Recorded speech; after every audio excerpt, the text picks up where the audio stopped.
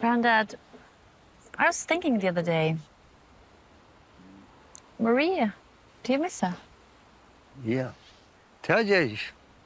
Hvem vi eneste Gud skapte det jeg sakner av meg? Og jeg vil yngst. Det siste yngst i årene dødde at jeg fikk akkur lyst til det fra henne. Om hun var livende, eller deg, eller hver var i verden. Yeah. So you never heard from her? Nei. Ikke et eneste år. Hun var akkurat som satsen og gjørla. Hun var på borster i andre land og livet. Til at hun samtes ikke vil lenge om døgnet og lenge av døgnet. Det var det. I just find it very strange that she'd leave and never come back. Ja, så vi var så tatt knyttet hver nøyre. Jeg var den eldste, så jeg tok meg alltid av henne.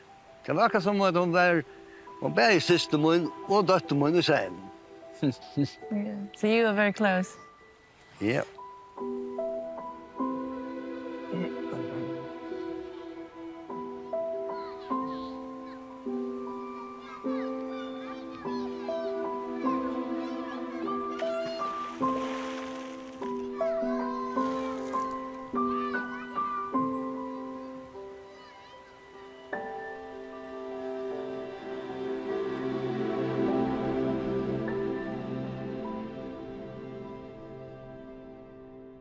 The man of 1,000 faces travels to Iceland to commit his next kidnapping.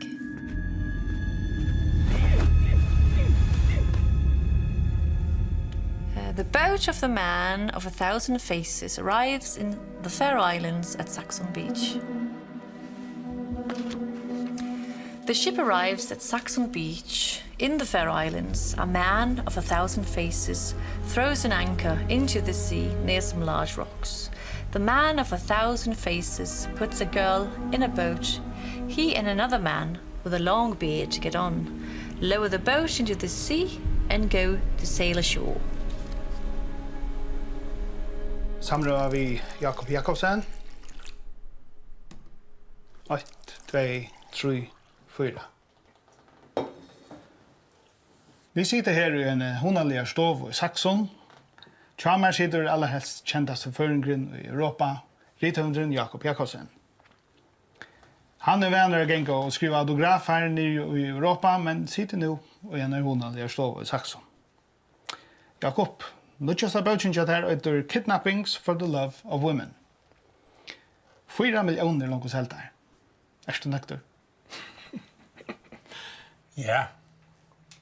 Det kan man inte anna. Jag är inte råknad vid att sälja sådana böcker. Hvis jag säljer lugga böcker framöver så ska jag bara skriva 4 aträtt. Och så kan jag vara pensionist. Det är inte så galet. Det säger mig att sövnar är byggt av verkliga händingar om kvinnor och jenter som är hornar. Är det sant? Ja. Ta I feie et horskott et leit evne jeg vil ha skrive om, så færre jeg kan ha verlig sæt. Atlar hendingarna i hesarbogene verliga kvarvingar. Men så som det standa skriver så det her uispunnar. Man blanding av fiktion och fakta. Och en av hendingarna i bøkene en føreskjenta som far 40 år siden. Kjente hun til det målet? Vi gikk i samma skola. Och alla färger var klockarad. Men inte kom fram vad hände vi en. Som sagt, alla sövnar I bautjene utspunna. Jeg har vært i Lattkjella-samnen. Jeg har funnet til at to var faktisk utblandare etter disse særkene. Kjente du Marie Dahl? Har du noen vidmerkning til det?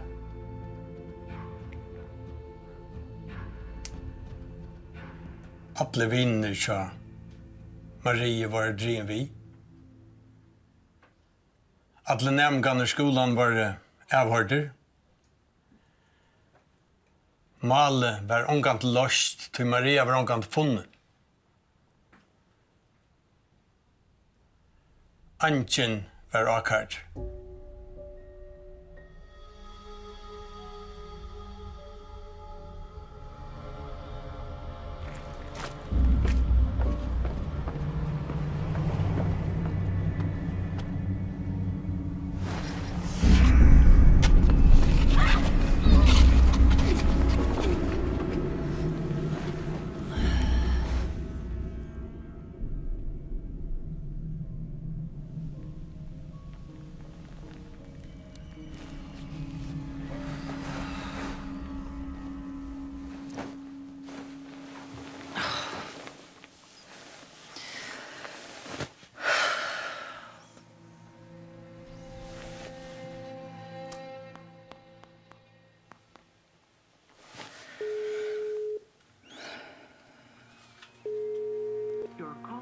Voicemail perfect. Hi. Yeah, so this isn't working. I mean, you're with me for one night and then I don't see you for days and weeks. Don't bother coming back, because we're over.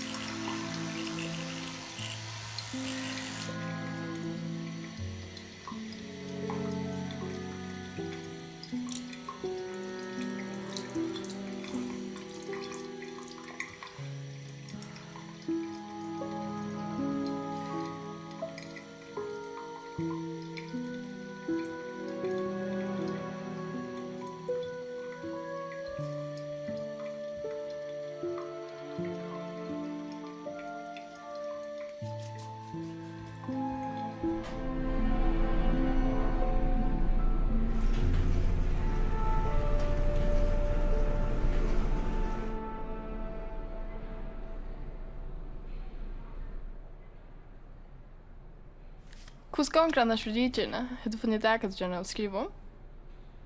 I think so. I'm not entirely sure. My grandfather's sister, she disappeared 40 years ago, and I would like to find out what happened to her. It's going to be a difficult investigation because she just disappeared 40 years ago and was never heard from again.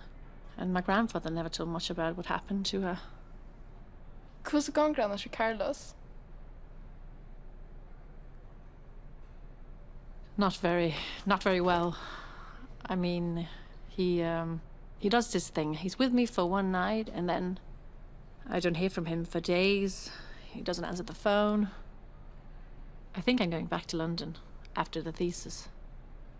Gonna finish my journalism degree there. I don't want to see him anymore. Till chatta och höra en orsaken till att du gör något efter till London. Jag snur till att du ofta tar som att du gör något jävla journalistiskt byggning lite här. Jag svär att ta det about den. Well, Carlos, he's one of the causes. But I don't know. But now, everything has changed. First, I need to help my grandfather find his sister. And there is something he isn't telling us about it. About the case.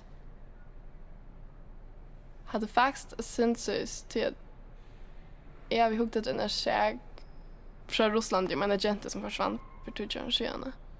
Och jag har alltså sorry, jag lunchen till Ryssland, alltså för att hitcha nära det. Yeah, coincidences, because I'm reading this book by Jacob Jacobson where he talks about missing girls, and there is this one case about a missing girl from Russia. I'll just stop right there because I need to go home and do some investigating on my grandfather's sister. So we'll just keep in touch.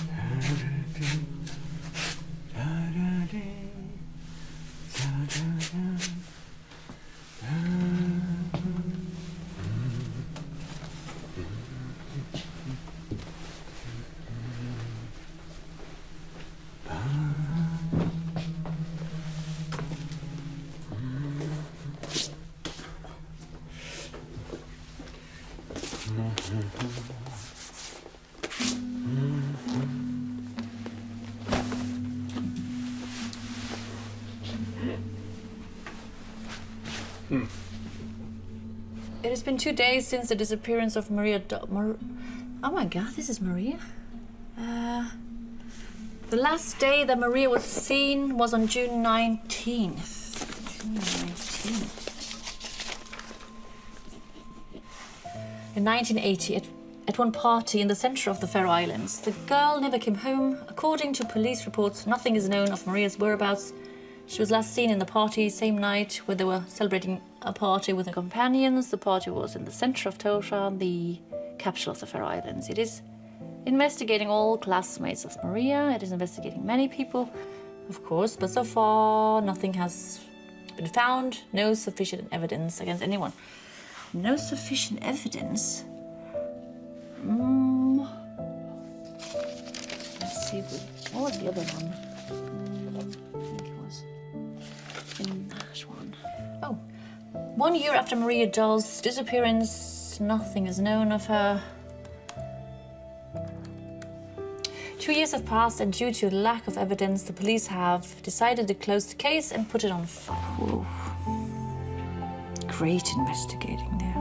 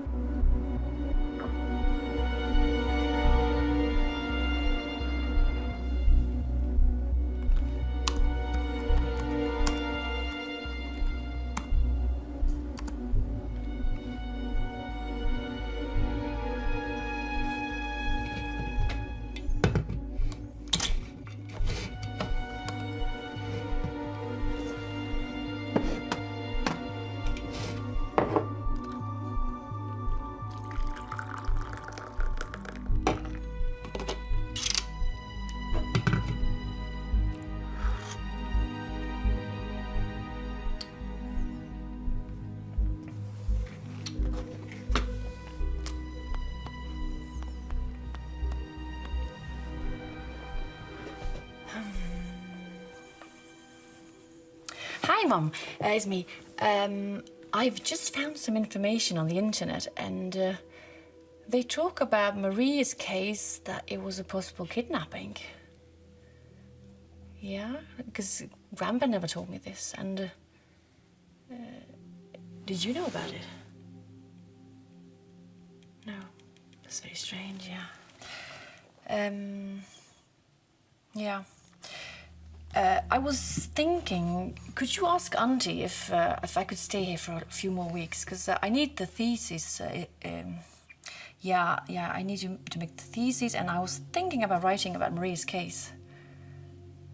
Yeah, I think Grandpa really needs it. Yeah, he never got any closure on. Yeah, I know.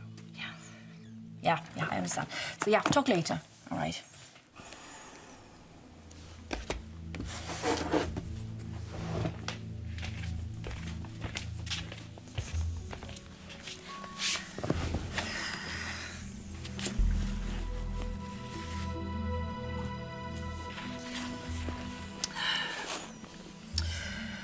From heaven, we were approaching a sign that welcomes the city of Moscow, Russia. On the shore of the port, we see a man in a suit, a long overcoat and a black hat.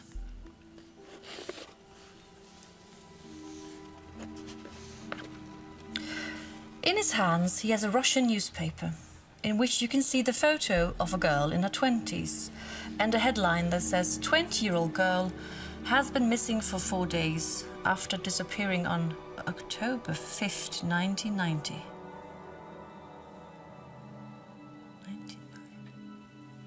That's a strange coincidence. Jeg blir ikke av mor og hittar det ser mynten i. Nei, resten vakkert. Og solen er fram. Fria litt og fantastiskt altså.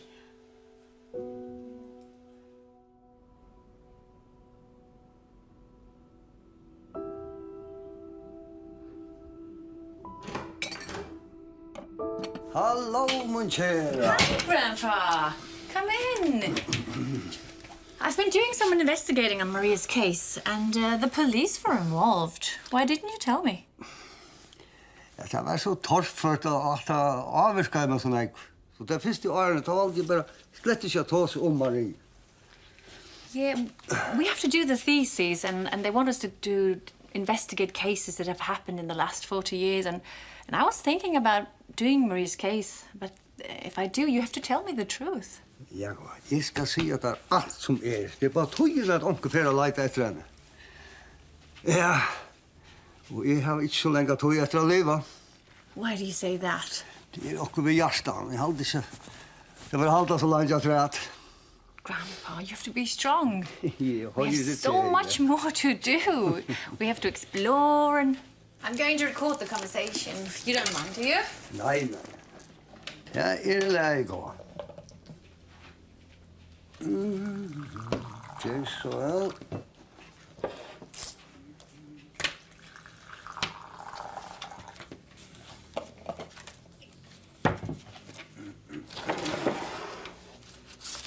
Ja.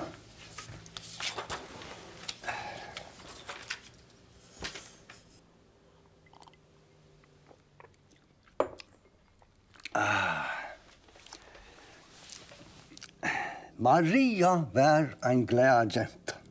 Alt tog et størst smil. Rithøvenderen Jakob Jakobsen. Han gikk i samme klasse som Maria, og han var under ildgrona. Alle hinner i klassen var eisne under ildgrona.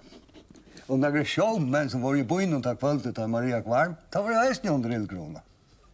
Ein søvann gikk ut på at papen hei sendt han i nonnekloster, og en annen søvann var at Maria sjål var rundt ur fyrjon og omkant kom at. So Jacob Jacobson, he was the main suspect. Ja. He recently presented his latest book, which talks about kidnappings of women in different countries and a religious sect. There is one case that I find quite similar to Maria's. The book is called Kidnappings for the Love of Women. I'm reading it at the moment. Ta kvalte, ta Maria kvarv. Da hadde vi skjeltast. Jeg glemmer det aldri. Jeg var viser ui at Maria fjæsast vi Jakob Jakobsen.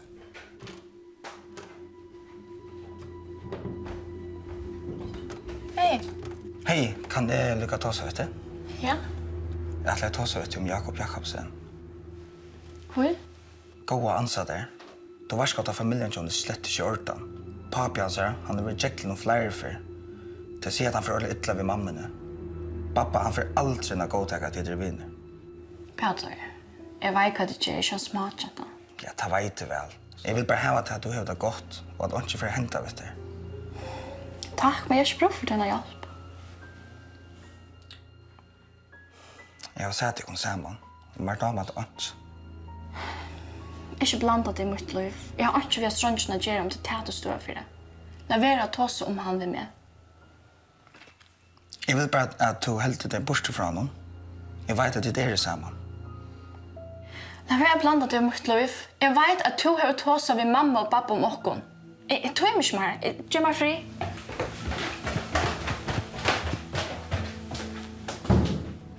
Så åt vi över oss sättene, og Maria sier ikke et eneste år. Jeg så han har omkant i atteratna til. Hun får til henne varslig og midt på i noen sammen med noen vinkkonen til seg, og jeg får ut i bojen med mine og vinen. Politiet leita i og kanna i alle mulige stedene. Det var leita bare Kjekvi og alle andre. Jeg har alltid hildt i at politiet ikke kanna i noen egg. Yeah, there were a few theories and some suspects, right? En rikva av teorien, men ikke prekv. Det er helt at Jakob hei okkur vitt å gjøre. Tøy, tatt er kanna heima i husen til Taimon, da funnet der av vetsjen inne i kameren til Jakob en rikva av mynden av Maria. Maria og Jakob, de kom sammen i London. Jeg sa til et kvølte, men jeg visste ikke hva de skulle gjøre. Når det er, Arn og kvarv, så tog seg jeg ved Jakob.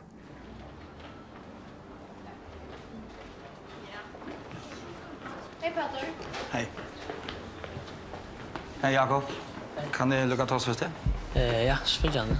Du, jag vet att det är akkurat mittlen sist minut, ja. Men jag har gärna haft att det stäcka vid att sittast. Det er ikke middel noe bare. Vi ganger bare flosje. Jeg sier ved han at om jeg nærkant så han atter sammen med Maria, så skulle han få vi med å gjøre. Han sier at han heier ikke ved Maria å gjøre. He seems a bit strange. Jakob var en løyen dronker. Han er kjent rithønder nå. Men ta, han sier nesten aldri noe.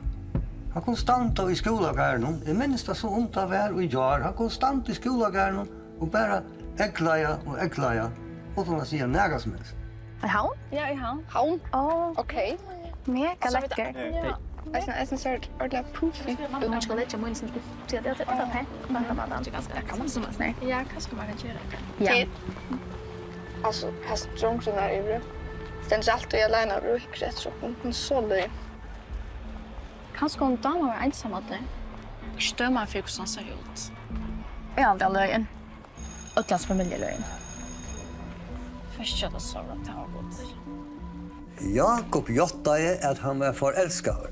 Han var pura vekk i Marie. Og det var tog at han hei alle disse myndene av henne. Men det har funnet omkant noe godt prekk mot jo. Why? Wasn't he at the party? Mamma sier at han er slett ikke ute der kveld. Han er sov i alle natten. Men Jakob sier selv at han er sannelig trobelager. Han visste ikke hva det var for noe. Men han ble fengt av tinken, og han kunne ikke slippe det igjen. So he admitted to being mentally challenged. Ja.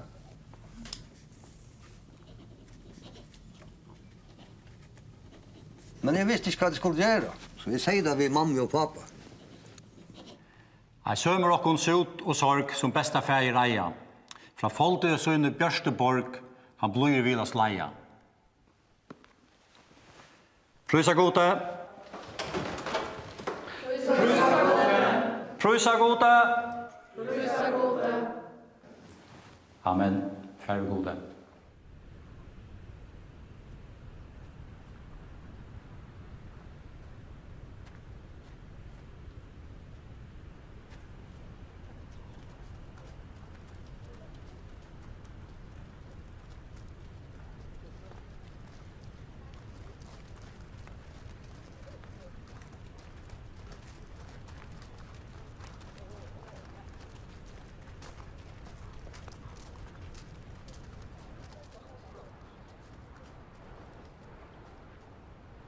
Jeg har nægget å si at jeg kom på. Jeg halte at Maria, hun snudde seg ut ved Jakob Jakobsen og kveldene. Jeg halte at det er også middeldeg på. Det blir stil. Det går ikke simpelthen ikke. Jakob, det er djevlar. Det var djevelen i huset nå. De tok det ikke vel. Pappa var sera religiøs og fanatisk, og han ville ha akkurat å være det samme. Han var leier i en samkommet i havn, og han godtok ikke at Maria og Jakob fjæsast. Han lette bästa för Maria til å få henne nonnekloster og få henne ut ur Førjo. That's a bit extreme. Yeah.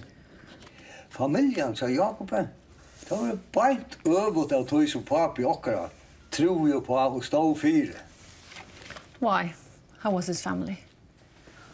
Papi han sa var alkoholikere, og han satt meiro i fangsel enn han gikk leiser. Han dagen, da papi sier at han får senda Maria i nonnekloster, da var han ui øyen. Ikke må vite at Jakob og Maria er pær. Det er for at dere kan navn. Vi må velge Maria. Jakob det er antikristus. Pappa, det er slett visst at det er nægge middelende. Det er ikke mer to som her. Vi må velge Maria og hver familie. Ikke familien ikke skal ha nægge vi kriminelle å gjøre. Det beste er å sende Maria til Danmark eller Krister. Maria var veik, og jeg var at sinte bensjen om henne. Papi var så strengur og religiøse fanatikere, og det er farligt. Maria var så vinnadig. Hon er alltid vindfolk heimvid til hus. Alltid smilande. Ja, et smil, lukka mig kvad i hent. Yeah, but could you tell me something that they didn't cover in the investigation? At det var eit som mamma min sier meg, men så vidt omgang til søtte for løgreglene, så er det helt til at så får det nok ikke kanna det. Tøtt var. Ein dagen fikk papi et brev om et kloster i Danmark. Maria fann brevet. Den dagen brøttes det mittlen teg. Mamma helt alltid at Maria rymte og for at bygge i en øre lande. Det var helt fredast at mamma hugg seg til, så hun ikke gjørdes kjedd. Hun tog omgått under vi at Maria skulle i kloster. Men papi hei negva makt iver mamma og okkom. Tøy var da at nattan åndsja av ødlesen her ble sagt for løgreglene ta.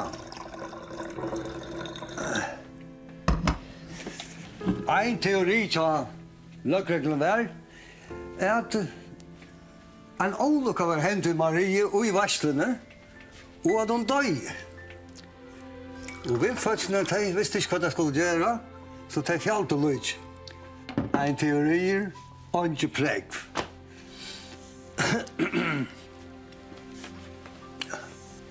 Nøkker vindfolk satte lagreglene at de hadde se Marie komme ut av vesen. Og 2 utlendinger ble avhørter, men det var ikke preg mot dem.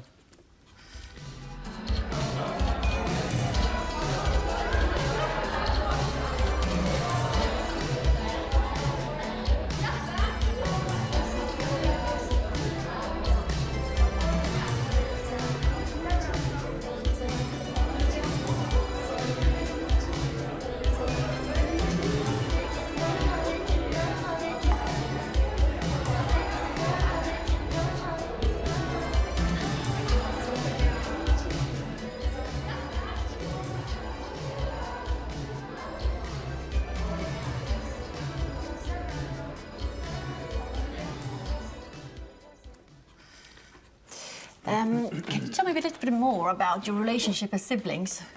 Ja. Maria og vi var nästan som tvåborar. Jag minns väl att vi kunde sitta i soffan. Jag satt mig ner i soffan och hon kom och lägga hötten ner i fänget samman och vi masserade henne. Och så kunde vi prata om allt. Och i timmavis.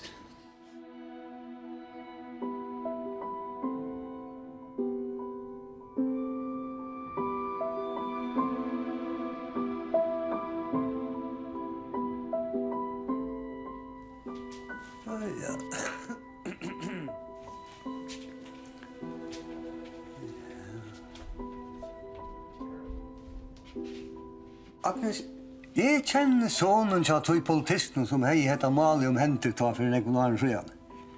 Jeg kan sette det i samband med han, og så kan du slippe ta seg med pappa hans. Hesten her eisen politister. Jeg kan ringe til hans, og så kom til meg hittast. Yeah, that would be really helpful. Yeah. And also, if you remember anything else. Ja, altså, jeg holdt til at jeg har sagt der alt. Som vi kan komma, men hvis jeg kommer i tanker om noe som helst annet, så skal vi självande se at det beina vei, vet du. Så jeg vet ikke hva tog jeg fyr med, det vet du. Jeg har sagt det i hjertet sammen at det er så som det skal. Og senest da innskje jeg her i Arne. Arne fyrir folk fra til at høyre okkurs, bare et eller annet om, eller fra Marie, om hun er livende, et eller annet deg. I'll do everything I can to find her. Ja, vet jeg at du gjør det gås da. I promise.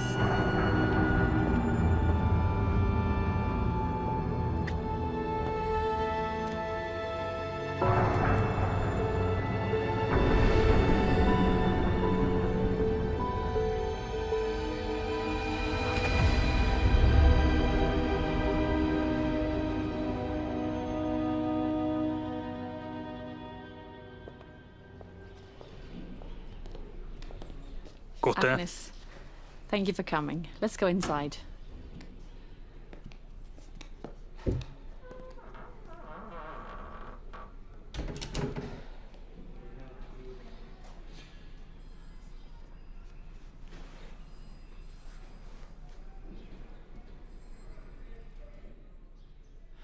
Jeg vet ikke nekk om sætjene. Hun er øyelig og gommel og teier. Pappa han faktisk ikke fortalt meg nekk om henne. Men jeg vet han pappa gav meg kopier av de sækene som han arbeider på hjemme ved hus. Det er ganske nægget man kunne hukte på i morgen. Yeah, that would be perfect. It's very important to me. Det var en særlig sæk han avskrev pappa nekk for... Han var øyelig hos han her om Jakob Jakobsen. Yeah. Do you think I can talk to your father? Nei. Han var rart kjettere av noen gang til Fann Marie. Han er faktisk ikke tog som særkene så igjen. Well, thanks anyways. Hvor? Hva helt du hente? Well, I think you don't go missing for 40 years without having some kind of paper trail. And if you don't have a paper trail, then you're most likely not alive. So du helter hun var tripen? Hva sier Merín der til at du arbeider ved sånn? why do you ask? Nei, jeg vet ikke. Han blir ikke feilt arbeider sånn. Now I feel like I'm in an interrogation. Well, there was someone. Not anymore. It's a long story. Alltså, jag går till. Hon fortäljer mig själv. Vi kunde spara en tur.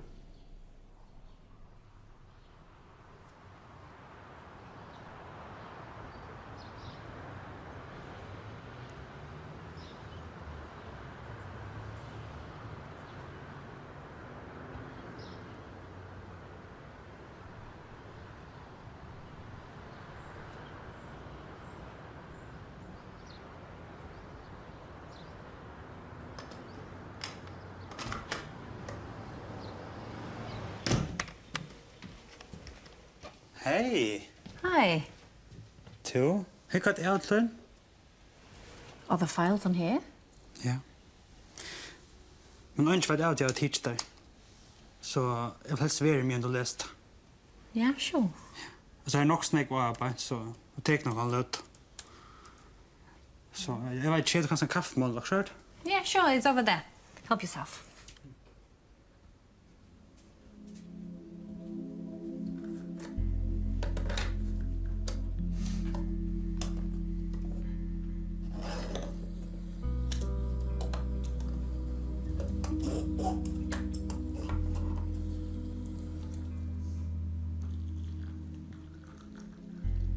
To koppar.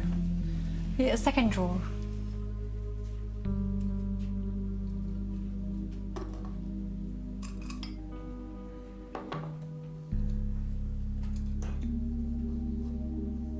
Ja, men så har alla kopparna.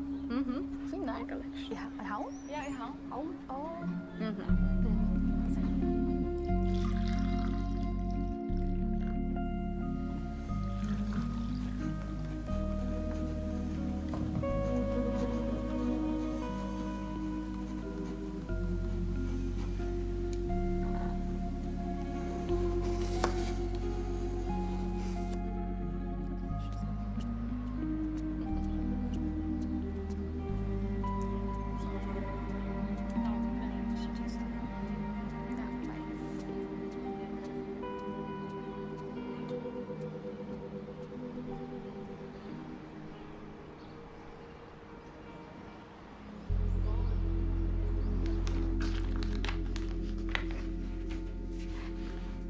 Well.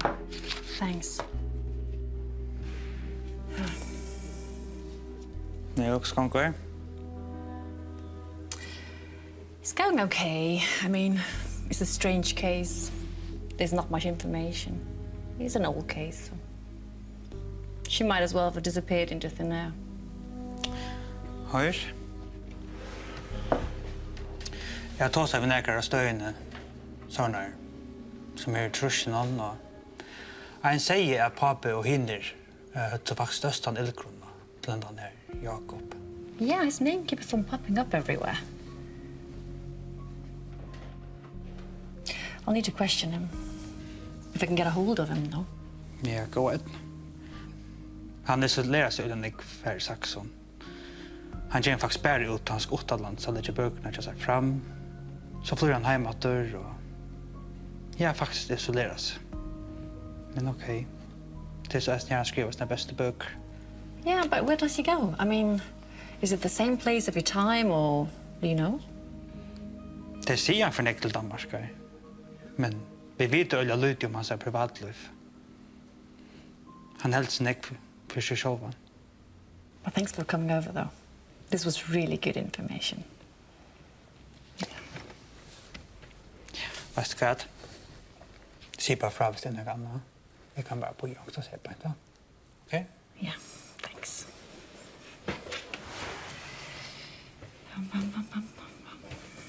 Alleged culprits, 2 foreigners were at the party the night Maria disappeared.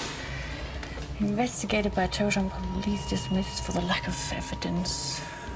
Lack of evidence.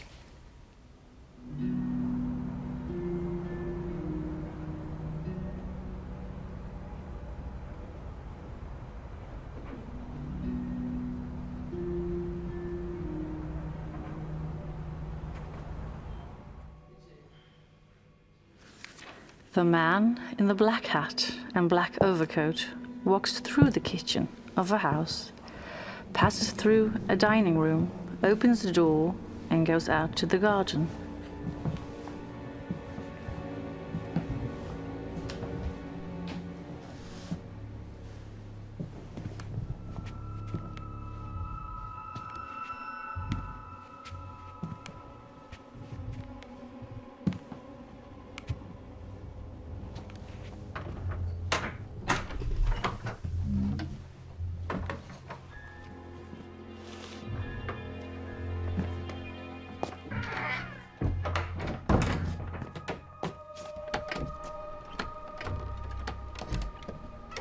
The man in the black hat and black overcoat walks through the garden and goes to a shed.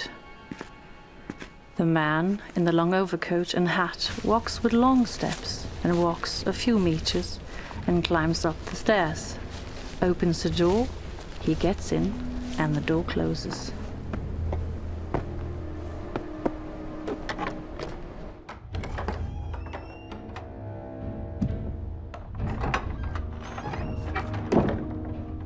In a very dark shed, you see a man in a long overcoat and hat, and a girl sitting on a wooden chair. It is very dark. Only a small spotlight hanging from his right side illuminates the shed. Another man with a long beard is there.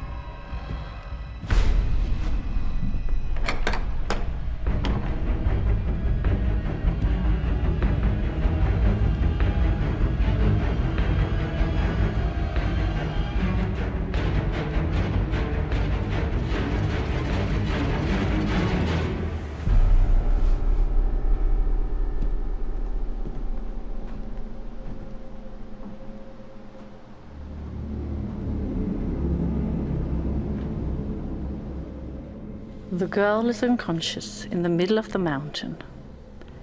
In the distance, we see the man with the hat, the man with the long beard, and the hooded man approaching her.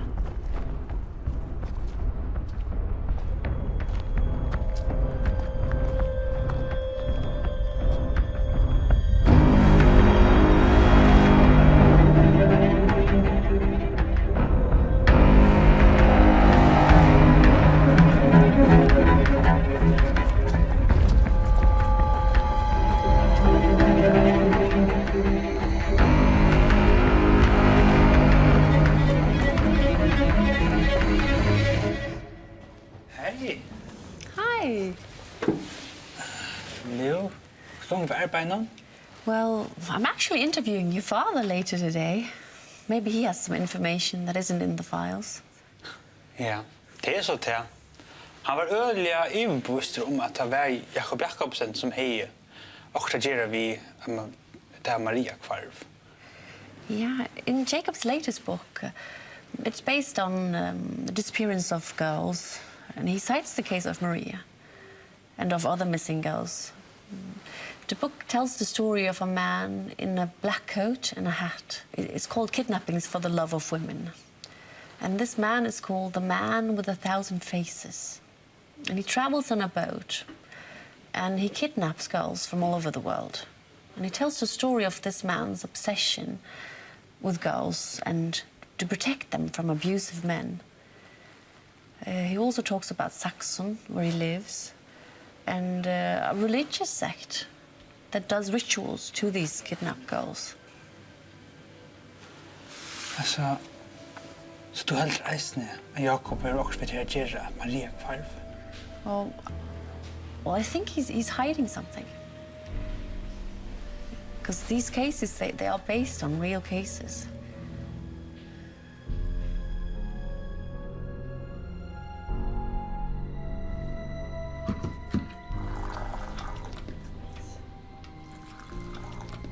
At det var et torrført mål, som jeg sa at det ble forløst, men jeg gjør det alt for å finne Maria.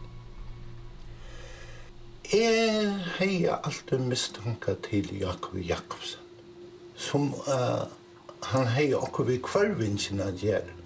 Han var så løyen under avhørelsen. Vi spurte hva samband han har ved Maria. Han sier at han kjente oss bare ur skolen. Da vi spurte hvor han har sånn jeg var mindre av Maria, sier han at han var forelsket av Maria. Nei, jeg skilte ikke. Nei, ikke? Nei.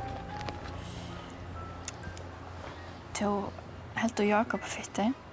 Altså, han hikker alle tunne etter meg. Jeg vet ikke om han tar meg, men jeg holdt han løyen på det kjøven. Nær kan han ikke. Hva skal du ha rett? Da vi spurte han hva han var, nottene som Maria kvarv. Da sier han at vi har hjemme til mamma sinne, og så får han i sang. Vi spurte henne rikva av spurningen, men ikke. Vi fikk ankar opplysninger ur henne. Men det var akkurat løye vi hans egna bra, som om han visste akkurat. Vi skriver han opp som høves mistanktan, og jeg minnes at vi fylte henne i flere dager. Men han kjørte jo ikke ildgrona seg. Heimann og fra, og i skolen, og heim.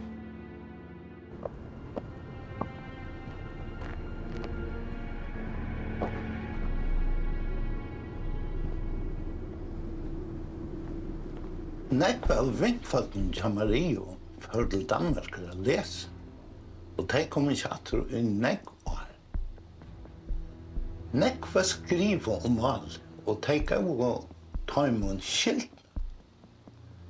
Men først hørte vi det beste vinkelen med henne, Annika Thomsen. Annika sier meg røysene at Maria har sagt for henne at papen atleie sendte henne til Klester i Danmark, men mamma nokta i fyrt. Maria, kan du fortalte meg hin dagen? Kan du fortalte meg hin dagen? Hva er det du? Nei, det burde slett ikke noe som jeg mener. Det er ikke nære. Altså, jeg ble vært av bengen. Nei, jeg er ikke. Jeg mener det. Du sier at du skulle til kloster. Hvor skal du ha kloster? Jeg må avvis. Kom.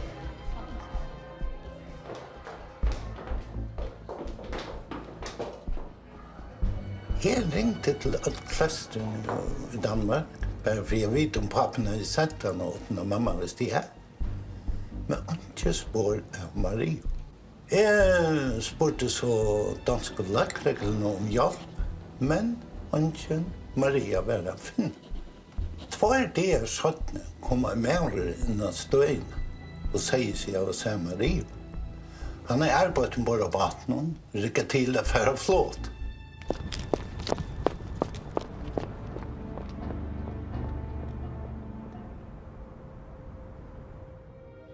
Han sa ikke. Han gikk etter gøtene, men han ikke være sånn.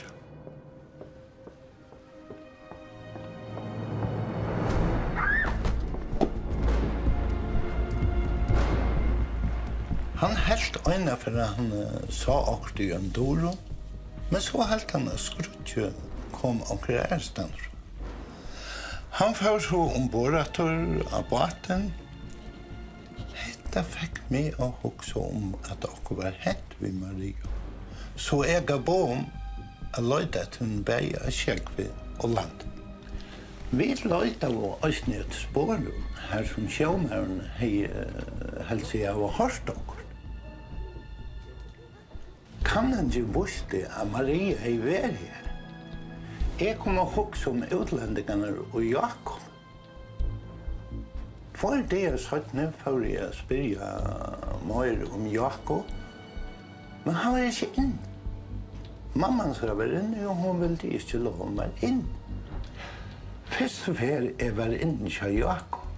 Var næste jeg et størst kort av kammer. Og her var nekva bøker, og det er helt evig og avhåret. Og tog ville jeg gjerne vite mer om Jakob. Veist du hvor Jakob har et ståkort inn i kameran, ikke sant? Ofta tar papi Jakob har vært fangslig, har vi sagt hon at papi hans var sjømaur og sykler mellom Førjar og Danmark. Ena fyrir han var heima, ta hei han et kort vi, og gav et kort til Jakob. Og så søtte der sammen, og mest jeg korset hver papen er i verre. Jakob sier ofta at han får små skip og sykler høvn hos sin familie. Ja, han blir kjøtt biten av ødel møvlen av Hamalen. Det var lite skil av familien til Jakob. Det var sagt at papen slå mammene da han var hjemme. Jeg spurte henne om Jakob nekrande var ærestens i husen. Ja, altså han brukar nekva tog i garasjene. Han uppfinner og setter motorer i stand, evner og vie, men jeg vet ikke hva det skal brukes til. Han sier ikke mer så nekva om hva han gjør. Er det noen andre hus som Jakob heldur til og i såleis av å? Vi har en hus i Saxon som Appe Jakob åtte, men det er omkring til her, har Sverige Aravus. Kan du få adressen da? Ja. Er ditt bad? Ja, altså, papi Jakob har bundet baten i Brikkvann men vi tar jo ikke til han lunch. Jeg får og hukte etter baten. Han var fattelig fullkomelig og i aurakt. Motoren han får ikke en gang gongt. Men det fikk meg å huske om at bilen og i garasjene kanskje var brukt til å kjøre Marie og Angstad. Vi får til Saxener og kan ha i husene, men funnet var ikke.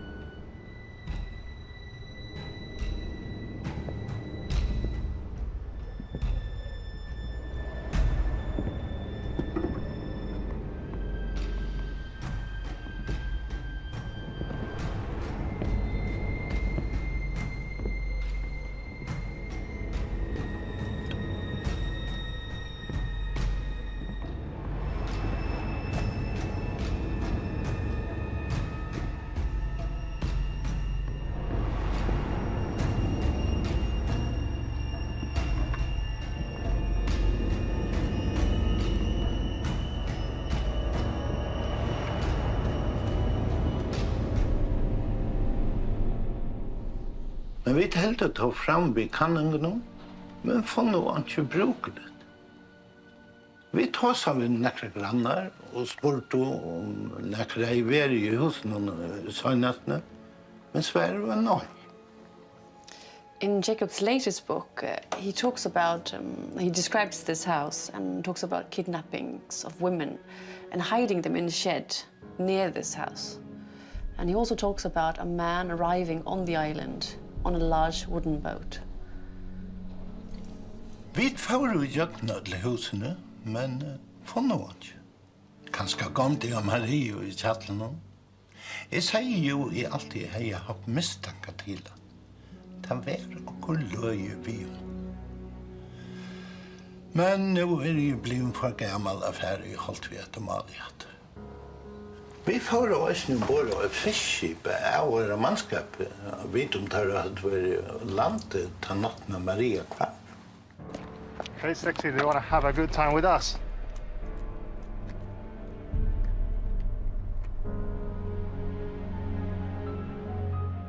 Dagen etter at vi finner løyver fra rettene til affære ombord og av våre mannskap. Vi kom mannsterskere ombord.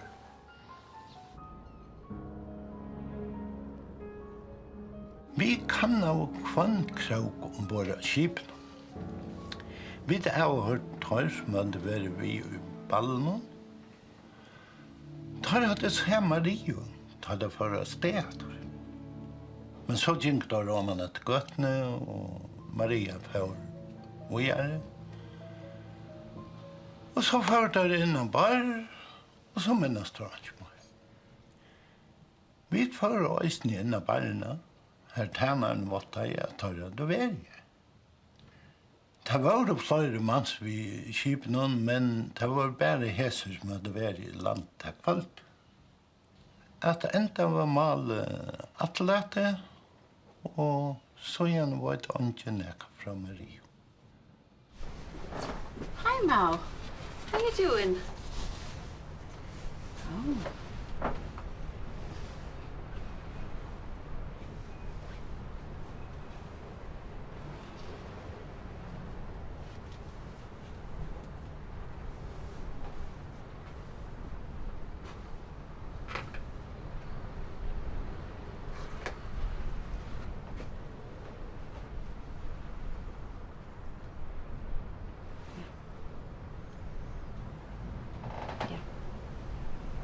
There is something Jacob Jacobson is hiding.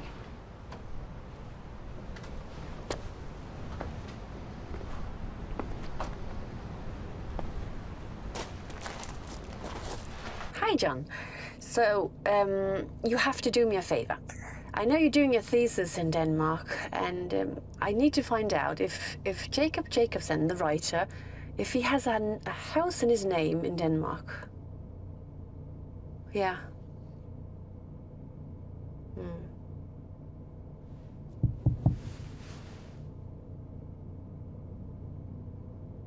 Yeah, actually, I'm having coffee right now with a guy.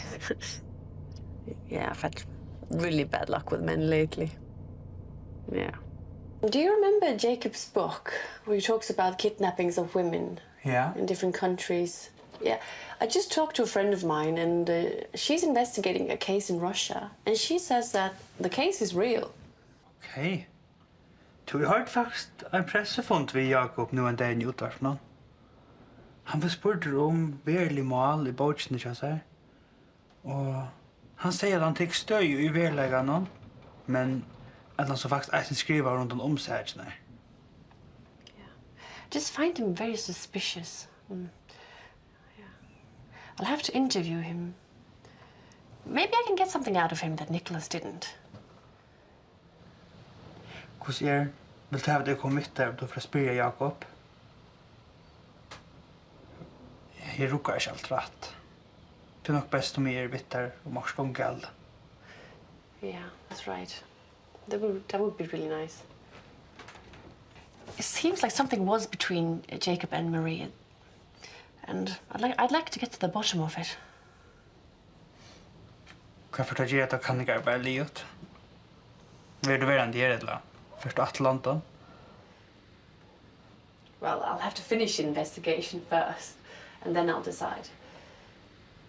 But I sort of have to go back. Yeah, sure. But would you like to come to dinner tonight? Just too mad? Maybe. My grandfather isn't home. Theo is girl. Yeah.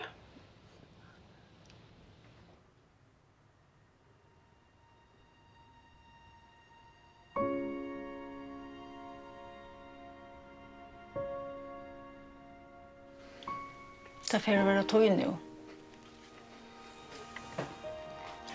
Det er alltid lei. Ja. Først må vi fære til Danmark og atter. Så kommer vi atter til Førjer, der rødde han det. Ja.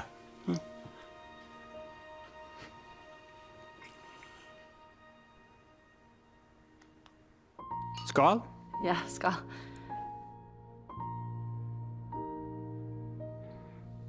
Du, bare så du vet det. Det er vel nok så stort litt. Det seneste tøyene sammen med deg. Ja, well, likewise. Hva sier du? Skal vi på? Well, I'm not really ready for that. When I start to like someone, I'm afraid that they're gonna leave me. And it's because I recently went through a relationship where my partner just wanted sex and then forgot about me.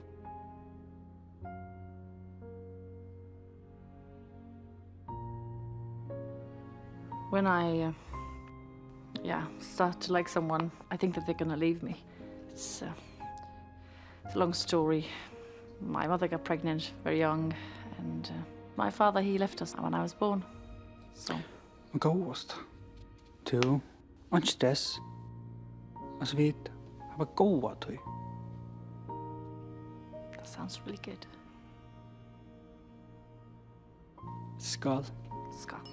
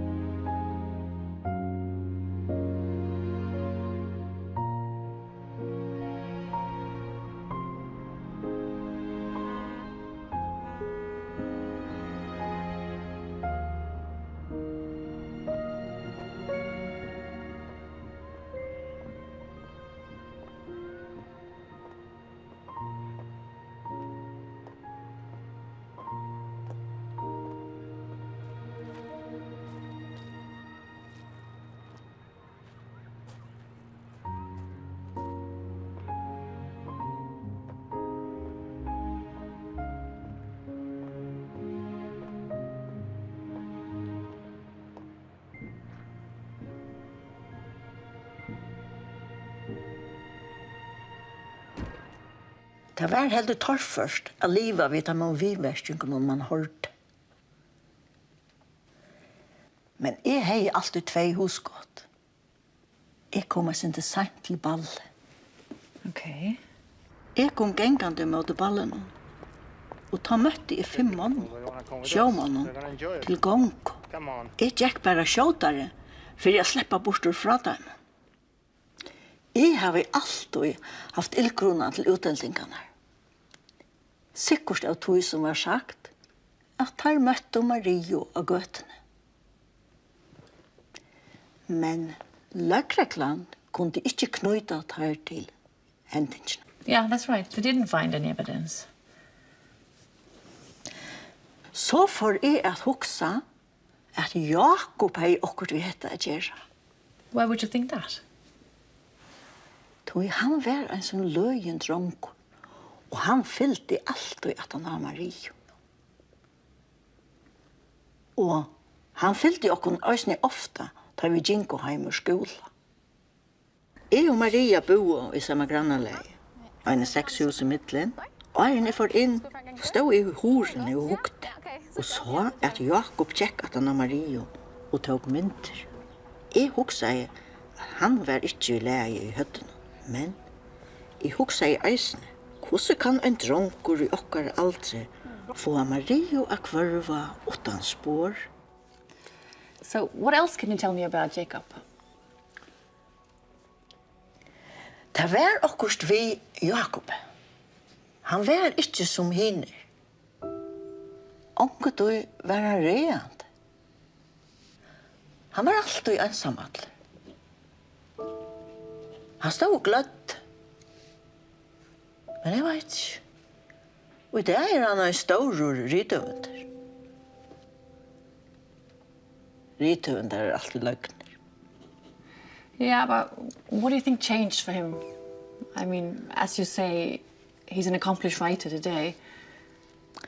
Onkel sier, at siden Maria kvarv, hever han 2 liv. Ett som rithøvender, her han ferast og legger fram om sina bøker, og ett i Saxon, her han hever en i hus. Men jeg har hørt at han drekker nok illa. Okay. Alt gikk så skjøtt.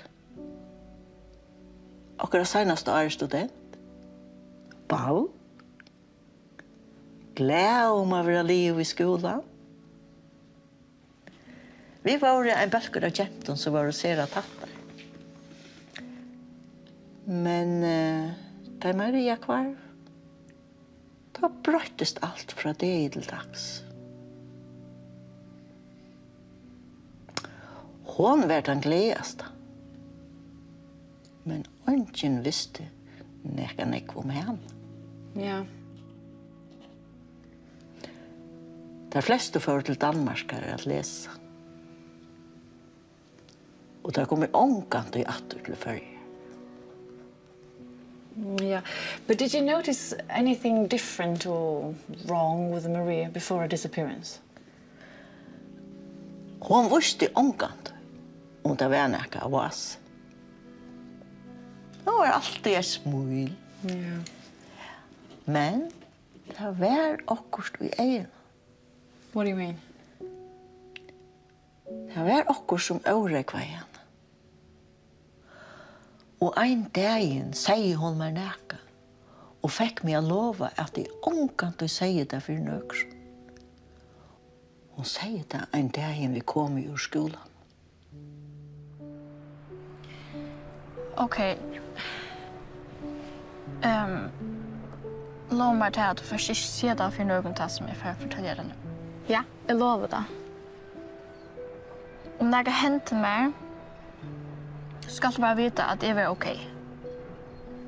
Jag ska snacka om gåvostjärnbänkna. Jag hade pappa men att jag ska sända mig till Klester i Danmark. Alltså, det kan inte passa. Får jag göra det? Jag får inte sagt mer bara nu. Men låt mig ta för att men att du ska stora är very okej. Jag lovar, men det är för att lea sig.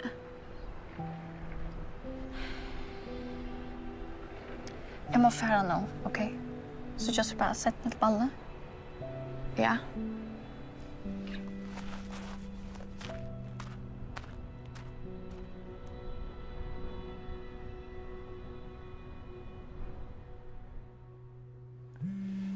Oh, I need to take this. Just 1 second, I'll be right back. Hi. Yeah? Okay. Yeah, tell me.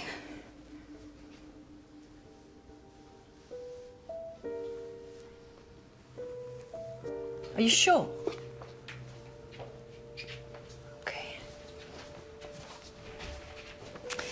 Hej. I något affär gå. Bye. Okay, yeah.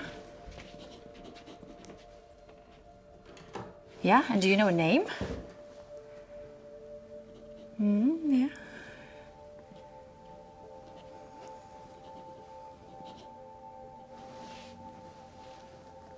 Yeah, but this is really good. I mean, this is the first break I've had. So, I mean, this is good stuff. Yeah, thank you. Yeah. Yeah, thanks for everything. No, it's been wonderful, yeah. Hello, min kära. Gotta go, yeah. Hi. Oh, Landad, are you okay? Yeah. Oh my God, listen, sit down. Det är bara klockor. Yeah, come on, sit down. Jag hoppas att jag står hellre sin lång. You want me to call someone, will you? Nej. Sit down. You want a glass of water or something? Jag kommer där. Yeah. Right. Oh my goodness. Here you go. Tack.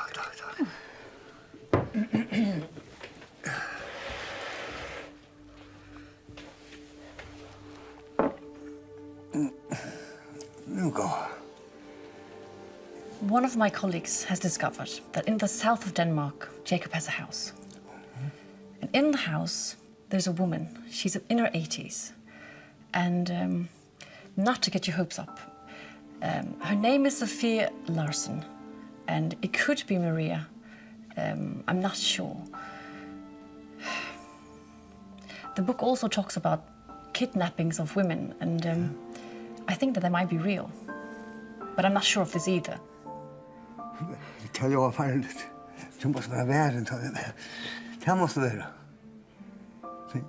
Jag har alltid hiltit att hon är här ute, onkestående.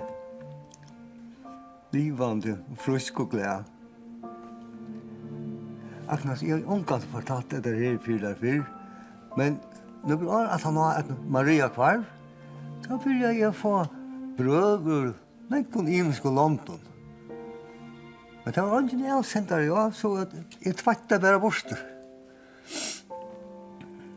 Det var mer en digg smite till Maria kvar.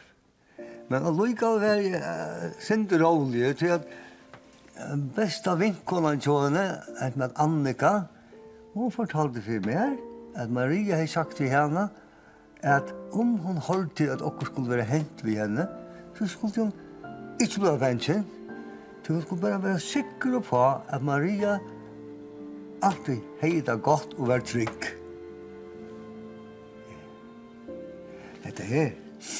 Det har vi onkan till fortalt för lagreglerna. Till de så var, så hade det inte vill de av fram i kanningen.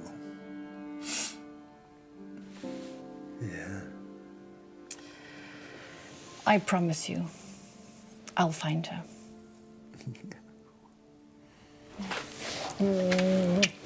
Now you just promise me that you take care of yourself. Ja, det ska jag. Tusen tack för allt ni gör. I really need to go to Saxon now to talk to Jakob. Yeah. And I'll just leave you here. Yeah, is that okay?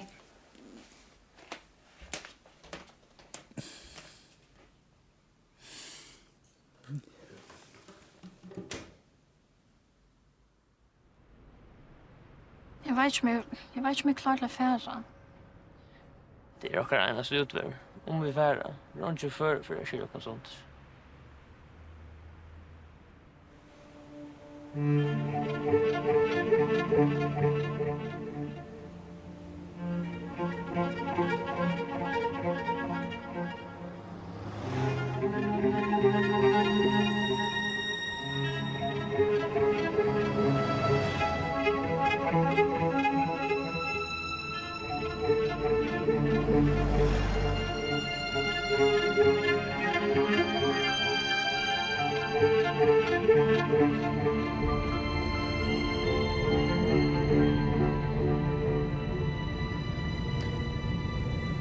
Du ser inte nekv.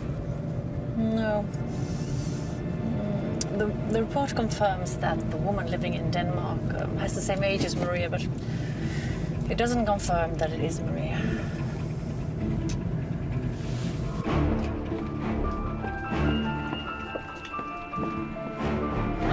I just find it weird.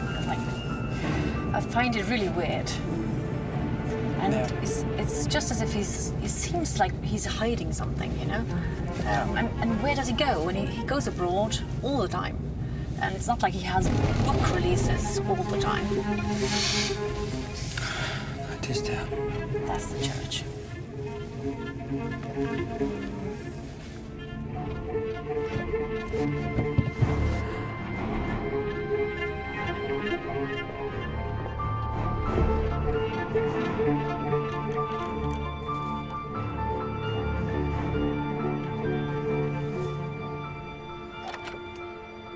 It's just the same.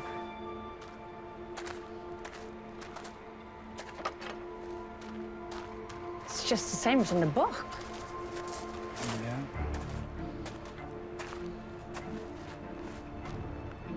Ja, här får man för nu blåst till att skriva. Yeah, that too.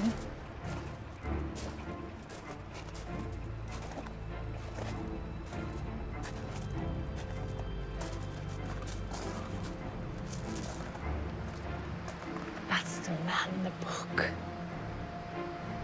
It's exactly the same as in the book. Man in the black robe.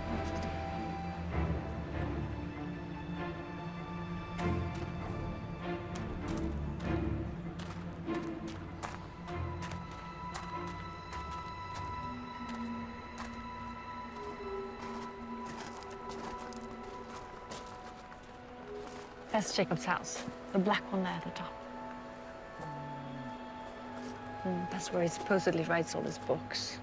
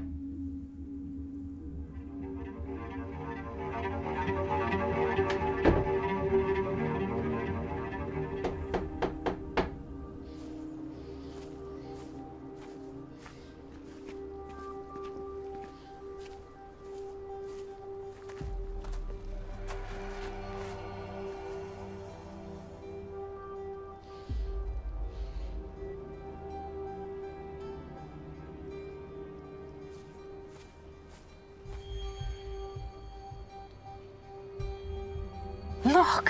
No, vad är det? The hat. The hat and the overcoat. On the coat rack. Ja. Att det är som kläder som kidnappar i båten och Jakob gånger i. It's exactly like in the book. Everything is exactly as in the book. So strange.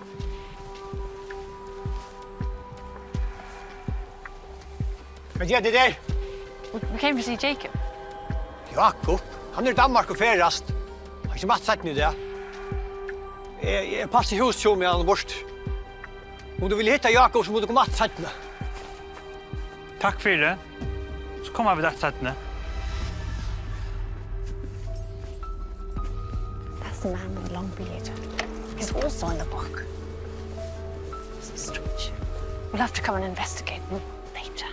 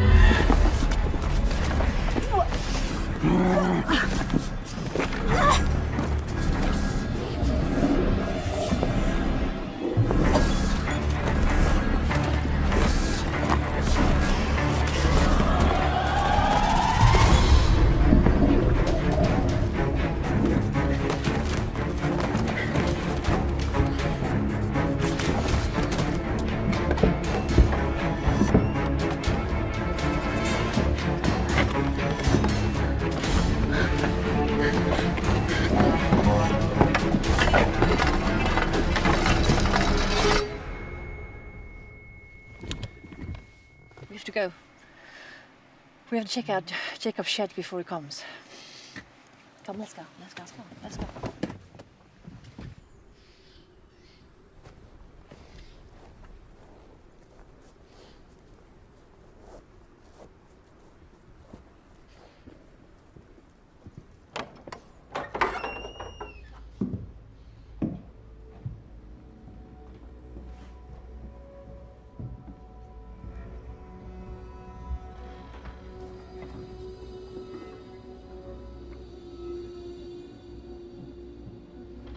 Du kjører. Du vil skjøte en fingermester av nørkenes.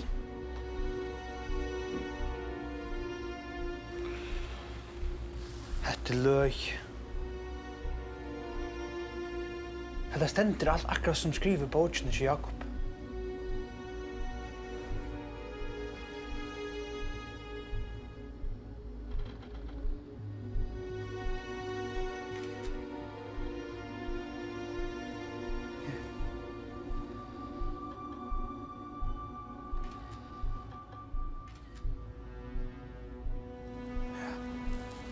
Vet du hva?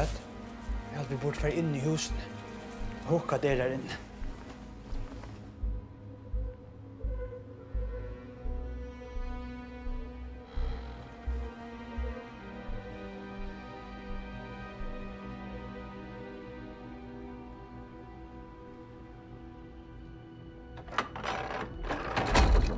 Hey!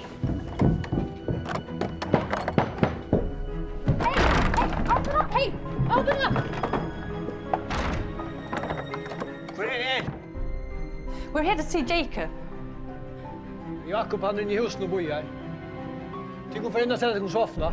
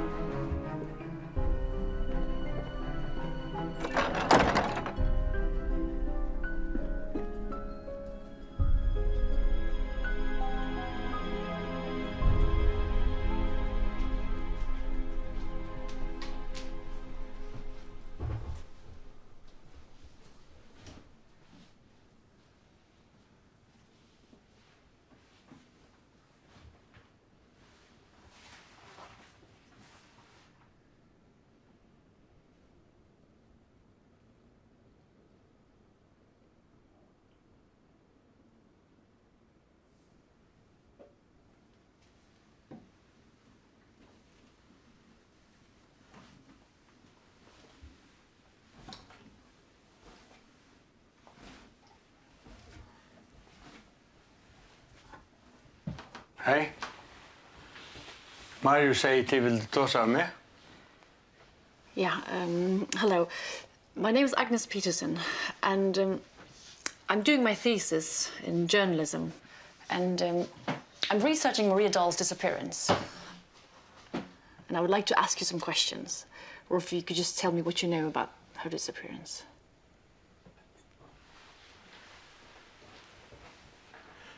Det är inte något vi kan säga att det är normalt. Det händer för så några år sedan. Jag hade att det spittlar tøyna vi mer. Jag kan inte säga att det kommer mer än det som andra långa har sagt det. Yeah, you're sure? You're sure you don't know anything about her disappearance? Because I think you do. I think you were involved in her disappearance. I think you had something to do with her disappearance. Jag har långt sagt det att det var inte mer en tid. Jag hade att det skulle färre. Jag har imst områden att ta mig av.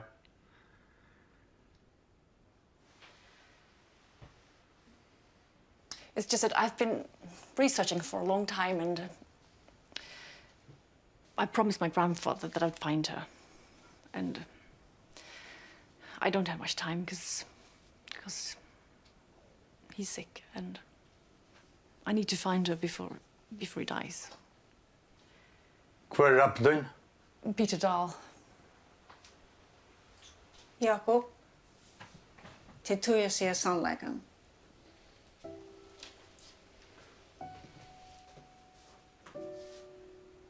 vart appadøtt Peter. Ja. Lugis det inte mer da jeg var ung. Hette Maria. Maria. Maria, det er gentan som far for 40 år siden.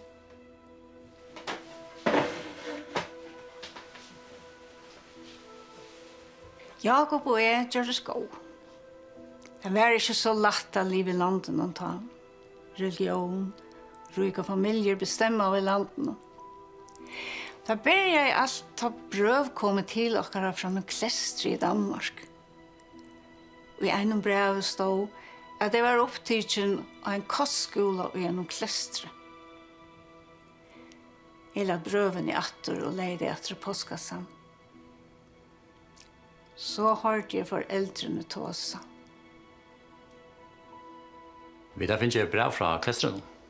Marie slått inn. Det tog jeg sinne fra at hun skal ha kostskola i flere år. Vet ikke om det er så godt hosgått. Kjæm for et annet land, jeg vil ha henne i Førjen. Om det er så som Peter sier, at hun og Jakob er per, så er det altså det beste for henne. Vi kunne ikke heve at hun er sammen med en son og en kriminell. Hvorfor folk ikke sier? Hvorfor samkommer ikke sier? Det er altså det beste for henne og henne fremtid. Og avgjørende tid. 18 sommerferien, så får Marie og klester i Danmark.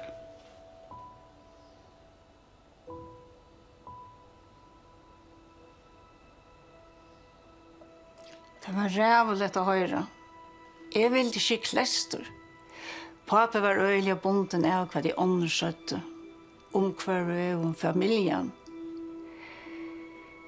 De fleste helt at Jakob var så løyen. Han er løyen enn. Men det var særlig at at foreldrene var så fatak, og papen var alkoholiker. Da jeg hørte hva foreldrene søtte, for jeg beint over til Jakob og fortalte hva det foreldrene hadde sagt.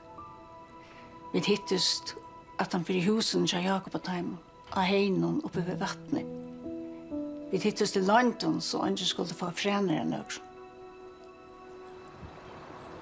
Pappa atlas har sendt meg til klesser i Danmark. Vi tar ikke lenge tog sammen. Vi kommer finne på åks. Vi tar tog. Vi kunne... Ja, men jeg vil finne åksen. Altså, hva skal giftes? Vi tar igjen et hus i Saxo. Vi kunne gått dere her igjen et tog.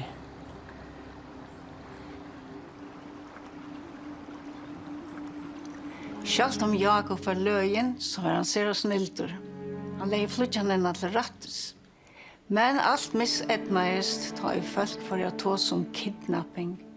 Og selv løggreglene sa det som en kvørving. Hva kvelte tar vi for ur ballene. Ta for såleis at ånden sa med færa. Vi hadde avgjørst at hittast av målene. Men da jeg var kommet miskais av kajina, stod Jakob i en holdning og levde kvøkk av meg. Jeg skrudde og rassle. Men så hørte jeg anker kom gengande, og vi fjellte jo noe myskren. Så får vi av henne stedet. Han så henne ikke.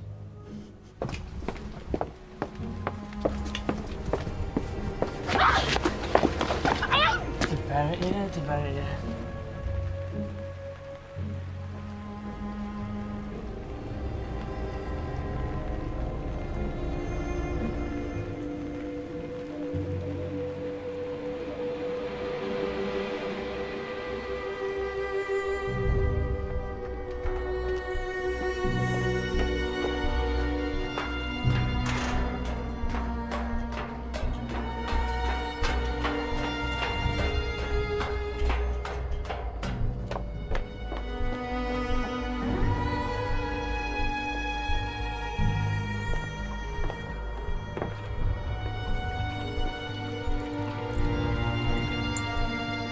Vi får i båten og sylte til Saxonar. Så får vi ned i husen her.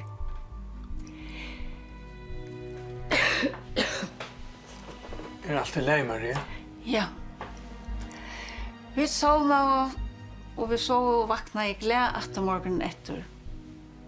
Til vi tar det utvarp. Løgreglan løyder etter å kjenne noe Marie Dahl, som søgnes var satt vi under Vorslo, sammen med startspilleren og i Midtbolen og i Havn.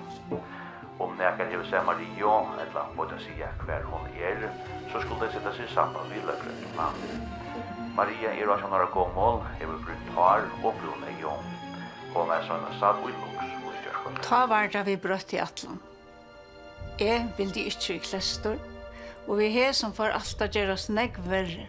Pape får seg gå til å ta. Han var ekkelig religiøser og ekkelig trossur. Vi gjør det av at Jakob skulle fære til havnaretter, så han ikke fikk ildkrona, og jeg skulle fjæle meg her inntil skjeggvannet hadde lagt seg. Jakob visste meg fjose, her det hadde imes gammalt, og her var nekst støv man kunne fjæle seg. Jeg bor i husen og fjellte meg i fjøsen hvis jeg hørte nega ljå. Mannen jeg bor i her, først denne var ikke alt funnet, men ta i løkreglementer kom jeg kanna, kom til meg i fjøsen i flere dager.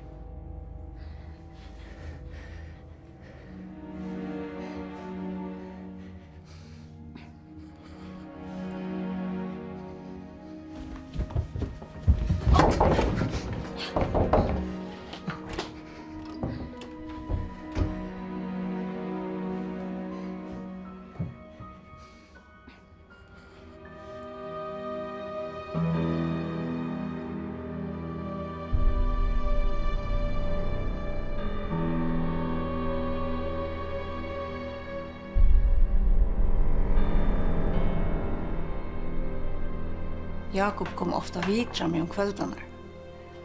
Ta lögreglan var liva kanna, avgjørte Jakob at nu var tøyen kommen å flytta til Danmarkar.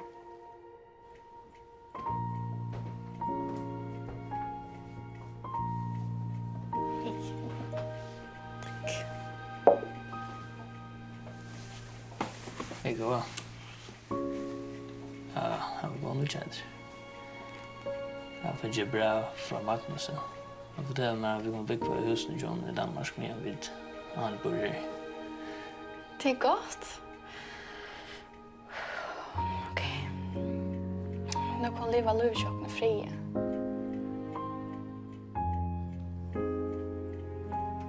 Syskjene av Jakobs kom vi båt ur Danmark og flytte inn her, og vi får vi båt til Danmarkar. Det visste seg å komme vel vid til okken, så at folk får i halta at det var Jakob som bor her, og at Jakob nu var blivet en alkoholiker, og så gav oss det at det var ildkrona til hans herre. At han har noen år tatt dør Marius, og sånne hans herre flytter inn. Vi tar det ikke å fortelle det for nøkron, til vi til det at løkreklam får ikke trygg våkken. Vi vant jo så løyende vi bygge i Danmark. Jeg fjallte meg for det meste. Fikk nytt navn. Og anken eimerste med som Maria hin horvna gentan. Etter noen år gavs løkreklan å leita, og vi kunne så begynne å leve akkurat liv. Tid må gjøre meg en beina. Jeg må hitta Benjamin. Gjør hun en klem. Men jeg er ikke klar enn. Om det er det er. Kun tidsja det vi er. Ja. Mye så kan.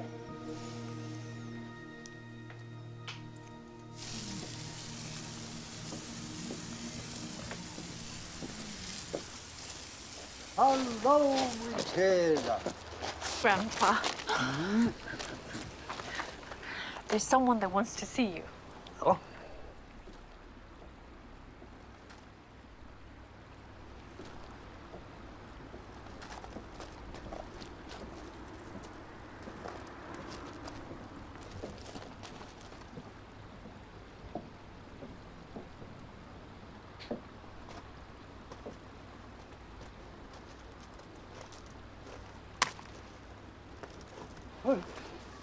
det du, Maria?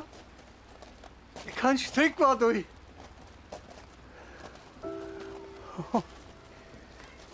Dette tannløtan jeg har drømt om så langt.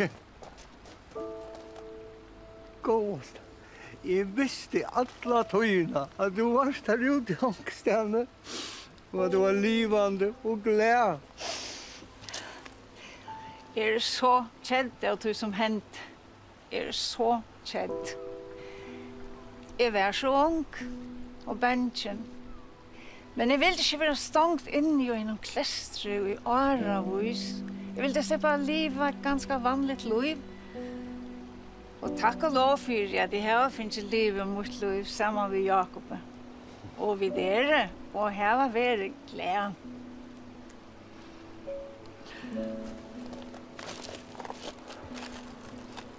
Hei, Peter. Hallo, Jakob.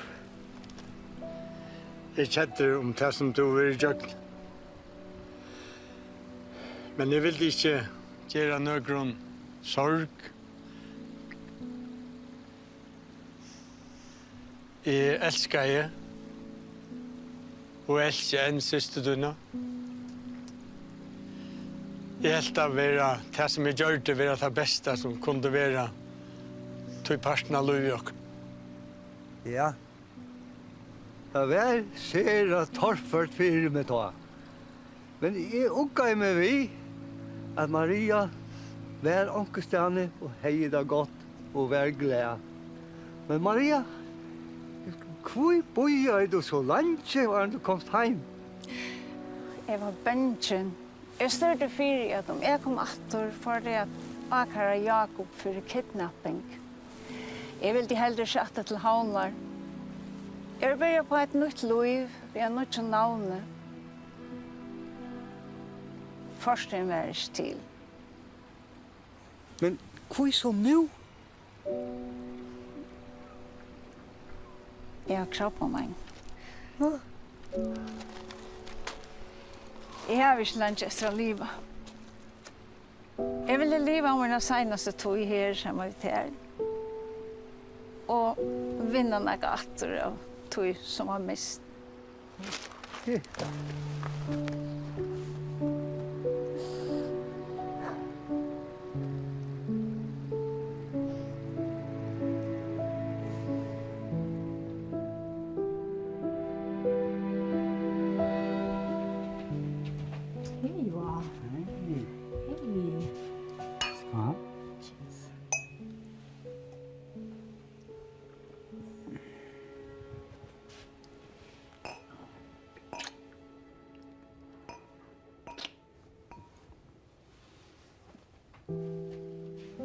Now I'm ready.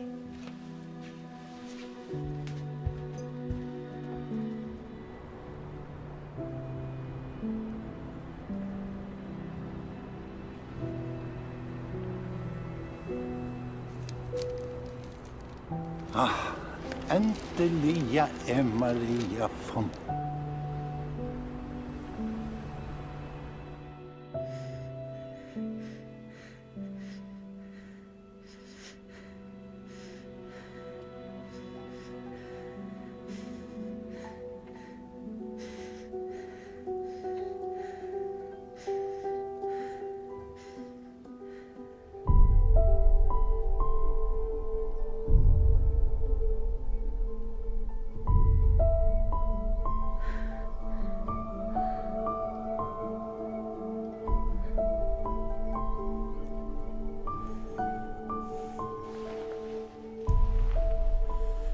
You're still here.